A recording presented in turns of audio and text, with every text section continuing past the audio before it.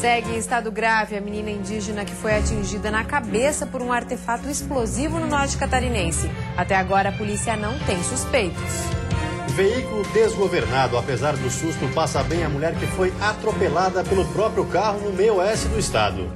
Tristeza com o fim das buscas. Corpo de Bombeiros encontra o menino que estava desaparecido em Lages, na Serra Catarinense, desde o domingo. Eleições 2014, TRE alerta. Quem vende voto também pode responder por corrupção. A pena pode chegar a 12 anos de prisão. Educação no trânsito. Cinema rodoviário vai rodar pelas estradas de Santa Catarina e do Paraná para conscientizar condutores. No futebol, a virada do Figueirense contra o Internacional em Porto Alegre. E a expectativa para o jogo do Joinville hoje à noite. O Jack pode disparar na liderança da Série B. O Band Cidade desta segunda-feira já está no ar.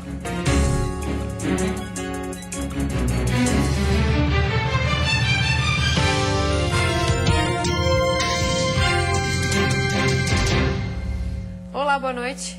Boa noite. Segue em estado grave a menina indígena que foi atingida na cabeça por um artefato explosivo. O caso aconteceu na madrugada de ontem e vai ser investigado pela Polícia Civil. Ainda não há suspeitos.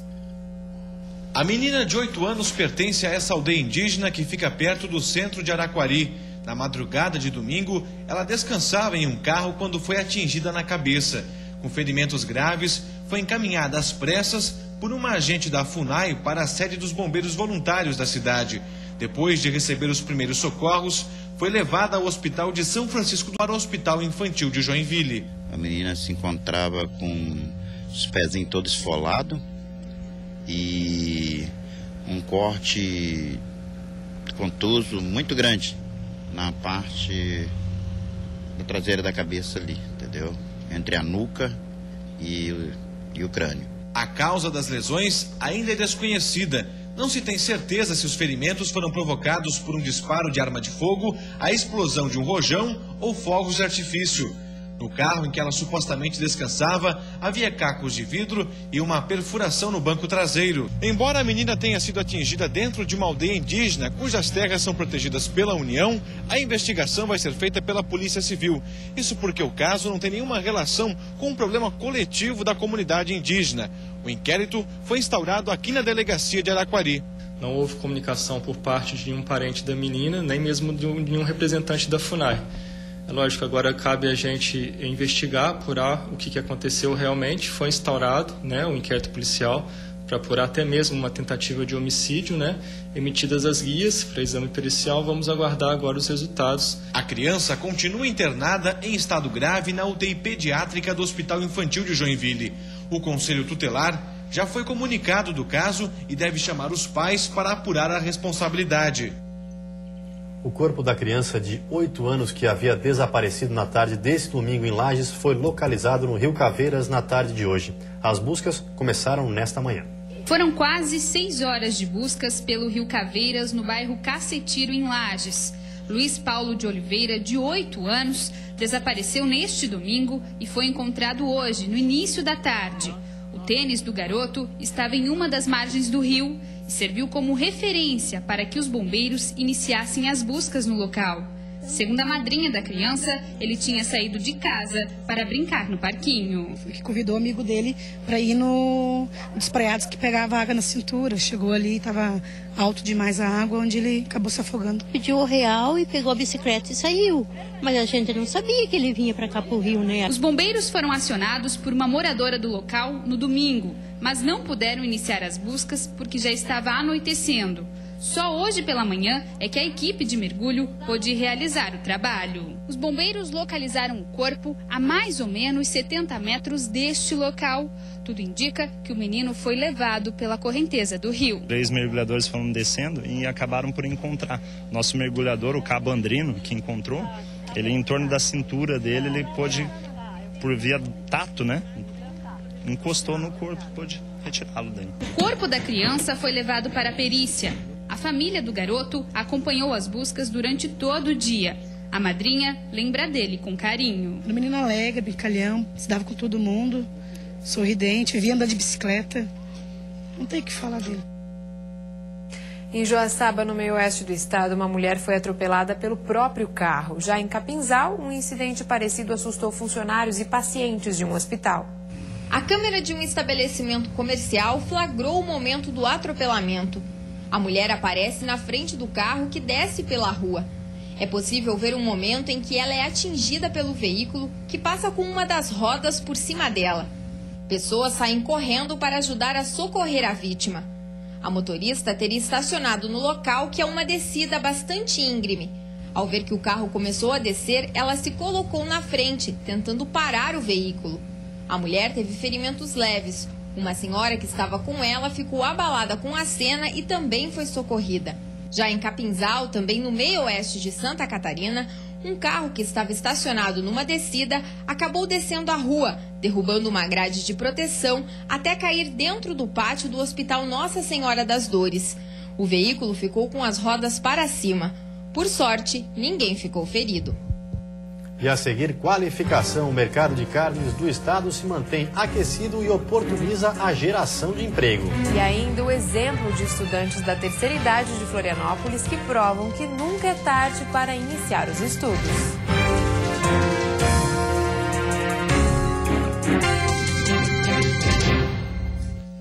Em Lages, uma lei de 2012 que garante a castração de animais domésticos não tem sido cumprida. Para muita gente, o que Clênia faz é loucura. Na casa dela tem 13 gatos e 11 cachorros. Animais que foram tirados das ruas de Lages e agora tem um lar. Geralmente as pessoas pedem ajuda pra gente, a gente vai e resgata eles. Ou seja, ninhada, a gente consegue doar eles, mas sempre fica algum e acaba trazendo para casa e ficando. Nas ruas eles se multiplicam. Estima-se que a cidade de Lages tenha cerca de 90 mil cães entre domésticos e de rua. São quase 2 animais por habitante, um número que assusta. Para tentar diminuir a população de animais na cidade, uma lei entrou em vigor em julho de 2012 e garante a castração dos animais de rua gratuitamente. Mas até hoje, essa lei não é cumprida. Na Secretaria do Meio Ambiente, o carro comprado para realizar as cirurgias está parado. Segundo o secretário, o recurso para que a lei seja cumprida e as castrações comecem na cidade já está garantido. Ele afirma que logo os procedimentos devem iniciar. Isso já está sendo executado em fase de finalização. Alguns equipamentos instrumentais já foram comprados, já temos os profissionais contratados para executar as castrações. Então, em breve, nós vamos dar start. Assim que for dado start na castração, entra a figura do castramóvel para fazer o transporte dos animais. No Hospital Veterinário da UDESC em Lages, castrações são realizadas todos os meses. Aqui, as pessoas pagam somente o material utilizado. Esse professor explica que cerca de 200 castrações são feitas por ano. O hospital, ele infelizmente ainda tem restrições no que diz respeito à infraestrutura, né, e à disponibilidade de pessoal e material para poder realizar esses procedimentos em grande volume. Enquanto isso, gente como a Clênia tenta ajudar do jeito que pode esses bichinhos. Eles são tudo para mim, eu defendo eles, nossa, faço o que eu posso. Mas tem hora que dá uma tristeza assim na gente, né, de não poder fazer mais, né?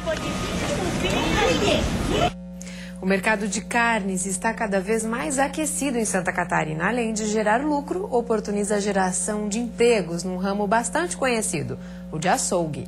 50 anos de idade, 22 deles atrás do balcão como açougueiro. Profissional de mão cheia, seu Osmir afirma: ter sucesso na profissão exige especialização. Do tempo que eu comecei no mercado a trabalhar, você vendia mais fácil. Hoje o cliente ele é mais exigente e ele tem mais, conhece mais a carne, né? Santa Catarina possui 8 frigoríficos habilitados para exportação, sendo que só de carne suína tem produzido anualmente cerca de 760 mil toneladas. Qualidade garantida e que precisa ser mantida na hora da venda. Além de movimentar a economia, o mercado de carne oportuniza a geração de emprego no setor de açougue. E para que haja mão de obra qualificada, há uma oportunidade sendo oferecida de forma gratuita. Trata-se de um curso oferecido nessa carreta do Senac. A unidade móvel que roda o estado está em Joaçaba. 20 alunos estão aprendendo os principais cortes, expor e principalmente o que oferecer aos clientes, dependendo da sua necessidade. Ele já sai com alguma coisa focada, o que ele vai repassar para o cliente. O importante é o cliente nosso. Então, cliente satisfeito. Jefferson trabalha no ramo há 4 meses e depois da especialização, garante. No que depender dele, os clientes sairão satisfeitos. A maior dificuldade era na desossa, mas que é onde vai bastante desperdício, né? Mas agora com o curso a gente, né, é uma facilidade que nem imagina. E no Dia Internacional da Alfabetização, um exemplo de vida vem de Florianópolis. Estudantes da terceira idade provam que nunca é tarde para começar a ler e escrever. Dona Maria foi alfabetizada aos 59 anos, parou e hoje, com 73, nem pensa em deixar de estudar. Depois de uma experiência traumática na infância escolar e da vida difícil na roça, o incentivo para voltar aos livros foi do marido, que já faleceu, mas despertou nela a infinita vontade de aprender. Saber e não poder escrever é muito triste. E como eu estou escrevendo, estou lendo, isso para mim é tudo que eu quero na minha vida. Na capital, a formação de jovens, adultos e idosos alcança cerca de 1.200 pessoas. Apesar dos núcleos gratuitos especializados nesse público, ainda faltam cursos de ensino médio e superior, conta a professora atuante na educação especial. Que é uma forma de estar incluindo essas pessoas que são trabalhadores, mas que são pessoas também que têm a perspectiva de uma educação continuada. Apesar dos 13 milhões de brasileiros que não sabem ler e escrever, Santa Catarina tem a menor taxa de analfabetismo do país. De acordo com o IBGE, apenas 3,2% da população.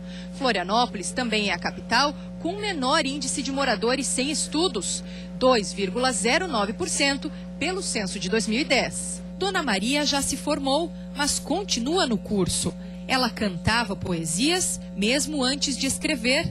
Agora, com o que aprendeu, grava no papel suas próprias lições de vida. Se o tempo me desse um pouco de tempo para completar o que eu comecei. E depois do intervalo tem futebol, a virada do Figueirense contra o Internacional em Porto Alegre. E a expectativa para o jogo do Joinville hoje à noite. O Jack pode disparar na liderança da Série B.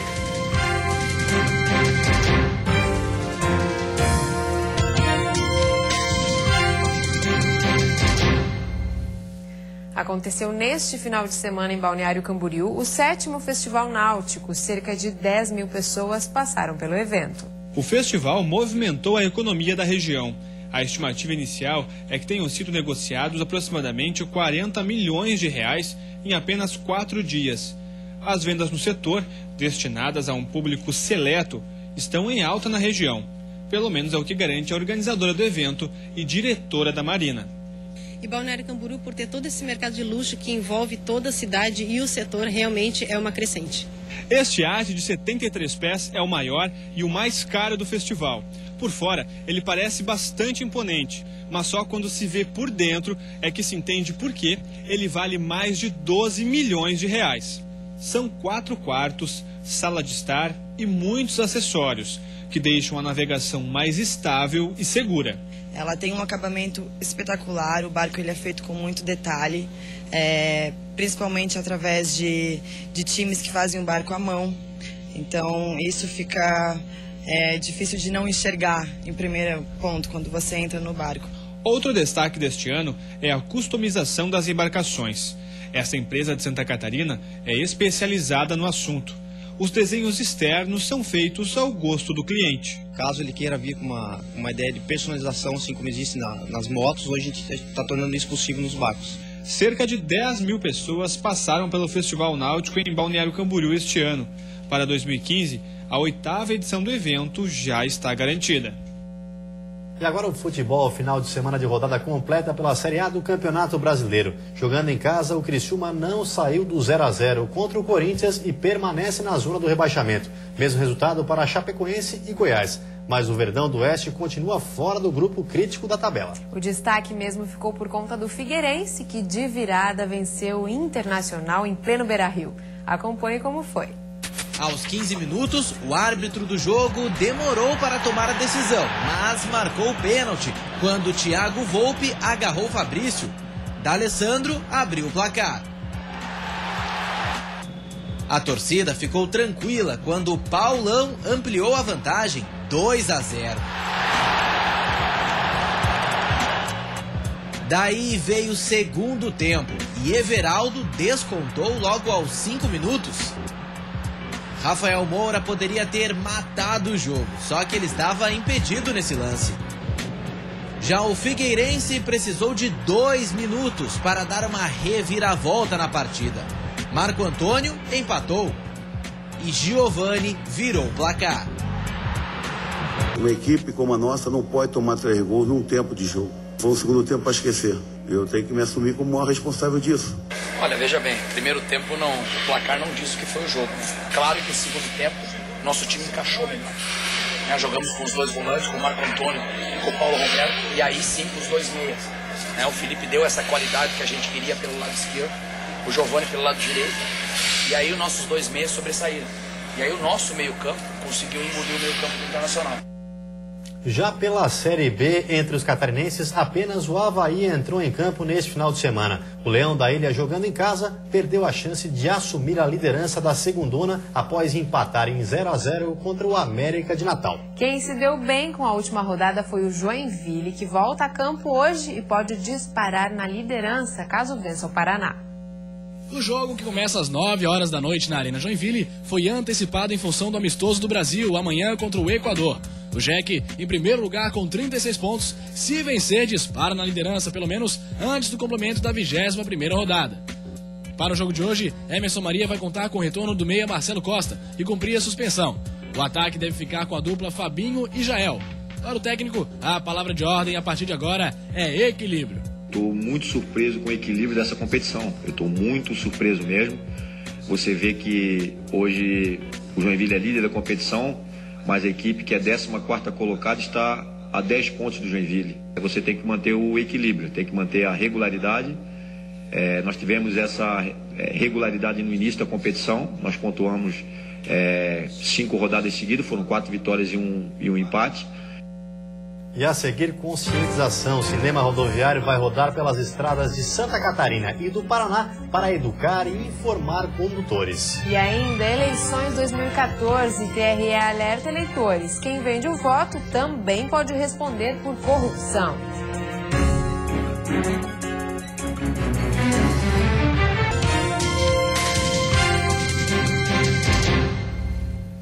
O projeto Cinema Rodoviário foi lançado hoje à tarde na capital. Uma carreta adaptada vai exibir filmes para diversas idades nas viagens que fizer pelo estado. O calendário está lotado até o fim do ano. Pipoca e refrigerante combinam com cinema. E nesta sessão, o filme é diferente. Uma produção educativa para ensinar de forma descontraída as normas de trânsito para alunos de 6 a 11 anos de uma escola da capital. Uma aula para conscientizar os futuros motoristas. A gente vai ter condição de chamar não só crianças como adultos para que ouçam, algumas orientações sobre um trânsito seguro, e nós não dependeremos mais de salas abertas. Agora nós temos um espaço adequado, confortável, onde essas pessoas poderão discutir a questão do trânsito. O cinema móvel, lançado hoje em Florianópolis, é um projeto da Polícia Rodoviária Federal. A carreta foi doada pela Receita Federal e adaptada com 92 poltronas e telão, em parceria com a concessionária de 2 BRs que cortam o estado. A iniciativa é nacional e pretende viajar levando conhecimento. Santa Catarina é pioneira ao contar com um projeto cinema rodoviário. O destino dessa carreta será fazer viagens aqui mesmo no estado. Depois, ela vai percorrer o país. No calendário já estão confirmados eventos até o final de dezembro em escolas e festas municipais. Na aula cinema, o policial também vira professor. Os filmes variam de acordo com a idade do público. Em uma divertida avaliação, os pequenos responderam perguntas e testes e aprovaram a novidade. Eu aprendi que o trânsito é os pedestres, os veículos motorizados e os não motorizados. E a gente tem que respeitar a sinalização. Sobre o cuidado no trânsito, que tem que sempre botar o cinto de segurança. Nunca fui na polícia e gostei. E atenção, eleitores, o Tribunal Regional Eleitoral alerta que quem vender o voto também poderá responder por corrupção. Nesta época de eleição é preciso ter cuidado.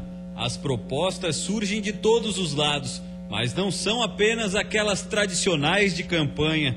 As propostas de compra de votos também são comuns. Tem muita gente aí, estão comprando. O que normalmente o pessoal oferece? É muita coisa, combustível, dinheiro, material de construção, um monte de coisa aí. As propostas podem ser as mais variadas, mas a lei é bastante clara e o TRE faz um alerta: vender o voto é crime. Nós temos a corrupção que nós dizemos corrupção ativa e a corrupção passiva. A corrupção ativa é praticada por aquele que tem interesse naquilo que ele vai comprar. No caso das eleições, o candidato ou o partido que pretende comprar o voto. E na corrupção passiva, nós temos esse eleitor que, infelizmente, acaba vendendo o seu voto por esse ou por aquele favor. De acordo com o artigo 317 do Código Penal Brasileiro, a corrupção passiva tem como pena de 2 a 12 anos de reclusão e multa. As formas de compra de votos já flagradas pelo Tribunal Regional Eleitoral são as mais variadas e são difíceis de serem descobertas. Além da denúncia, para o juiz eleitoral, existe uma maneira de impedir esse tipo de crime. Na verdade, isso só vai acabar no dia em que o eleitor se der conta de que ele não pode vender o seu voto. Às vezes nós pensamos, nós temos tanta corrupção nesse país, nós temos tantos candidatos, às vezes deputados, senadores vendendo isso ou vendendo aquilo. Mas a partir do momento que o eleitor vende seu voto, eu sempre pergunto que moral ele tem para depois fazer essa cobrança em relação àquele candidato que ele elege. A pessoa tem que valorizar o seu voto e voto não tem valor. Aliás, não tem valor que pague. Mas porque o valor dele é muito maior do que se pensa financeiramente. É verdade. E você fica agora com o Jornal da Band. Uma ótima noite a todos e até amanhã. Uma boa noite para você. Até amanhã.